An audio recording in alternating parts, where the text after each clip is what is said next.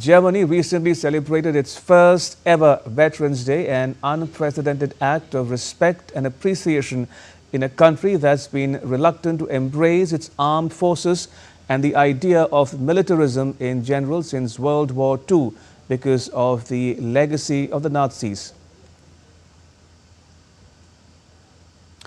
For more, we are joined by DW's Arthur Sullivan live from Berlin. Arthur, what exactly happened on Veterans Day and why is it such a big deal?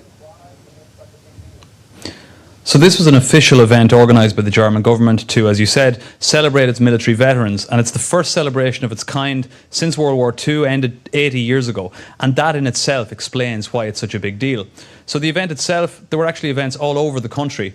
The main one was here in Berlin. That was a civic celebration outside the National Parliament.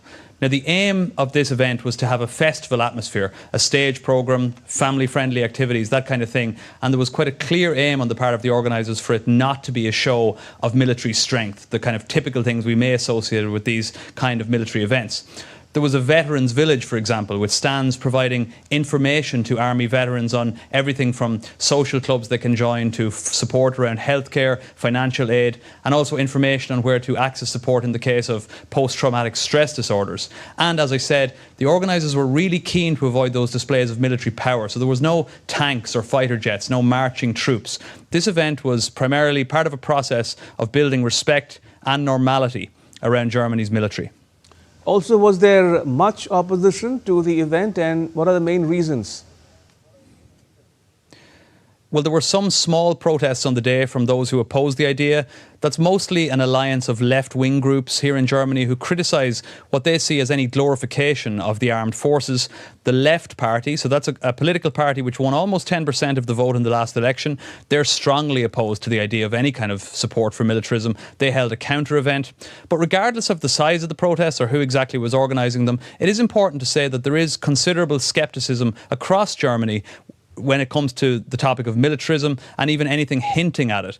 And the thing is that this event really does mark a historic shift in a nation where anything that could be viewed as a display of militarism was for years seen as taboo. As we've already said, it's all because of World War II and the devastating legacy of Nazi rule and the Holocaust, in which at least 6 million Jews were murdered and many more minorities were persecuted and murdered. So the idea of celebrating the German army and its veterans in the decades after World War II was simply a non-runner.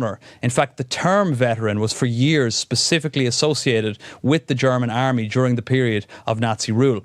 And all that history as well, we should say, led to the establishment of a strong pacifist movement here in Germany across the political divide, with opposition to wars of any kind quite common. All right, we'll leave there, Arthur. Thank you. Arthur Sullivan reporting there from Berlin.